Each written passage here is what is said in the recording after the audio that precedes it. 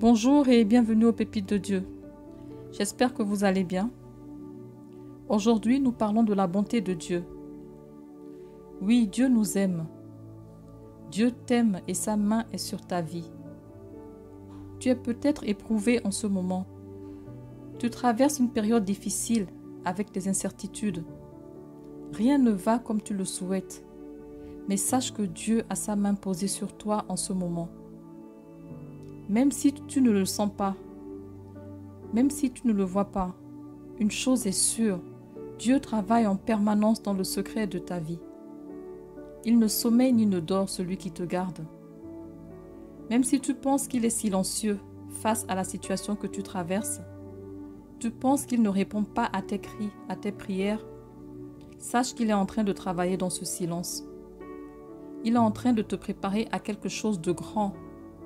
Il est en train de mener des combats. Il déblaye le chemin pour te permettre d'avancer plus aisément vers ta destinée.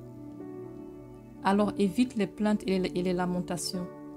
Fais attention à ton comportement, à tes pensées, à ton cœur, car Dieu est en train de te changer, de te modeler, de te préparer à recevoir ce qu'il a prévu pour toi. Sois attentif. Il veut peut-être te sortir de la peur, du doute, de la colère, de ton manque de foi ou autre. Alors reste dans sa présence et dispose ton cœur. Fortifie-toi, n'abandonne pas et demeure dans la foi. Les attaques vont se multiplier pour te décourager, parce que l'ennemi sait mieux que toi ce que Dieu se prépare à déverser dans ta vie. Ne tombe pas dans son piège, reste focalisé sur Dieu uniquement. Reste dans la louange et l'adoration et observe comment cette mauvaise situation va se retourner en ta faveur et te faire retrouver ta joie et ta paix. Certains, lorsqu'ils sont accablés par l'épreuve, se lamentent et se demandent pourquoi Dieu les a abandonnés. Mais ils ne se posent pas la question de savoir comment Dieu peut les abandonner, alors que c'est ce même Dieu qui les a réveillés ce matin encore. C'est ce même Dieu qui leur a donné le souffle de vie et qui leur permet de respirer pendant qu'ils sont en train de se plaindre.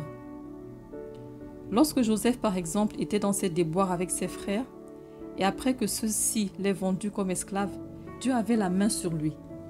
C'est la raison pour laquelle Joseph n'a pas été acheté par n'importe qui, mais par l'officier de Pharaon. Et c'est cette mauvaise situation qui s'est soldée par son élévation dans la société et dans sa famille. Dieu avait tout planifié pour Joseph. Il l'a positionné au bon endroit dans son malheur. Avant que tu ne sois né, Dieu savait déjà ce que tu allais traverser dans ta vie.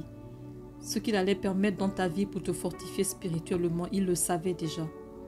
Sa faveur est avec toi. Quel que soit ce que tu vis en ce moment, aie conscience qu'il a sa main sur toi. Il connaît cette situation mieux que toi. Il sait ce qu'il a prévu pour toi. Il te dit que ses plans pour toi sont des plans de paix et de joie.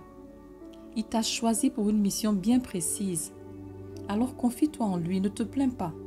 Demande-lui de te fortifier dans l'épreuve, car tu sais que sa main est sur toi. Tu ne le réalises peut-être pas, mais il a mis en toi toutes les capacités pour surmonter cette épreuve. Et il le dit dans sa parole.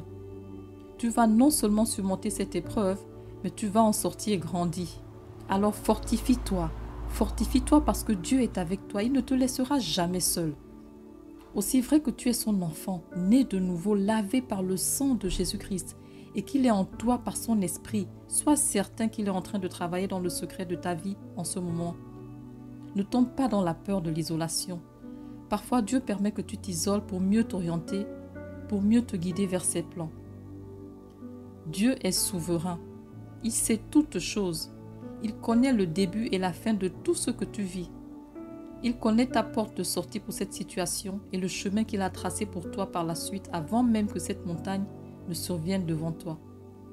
Alors continue de te confier en lui et lui seul.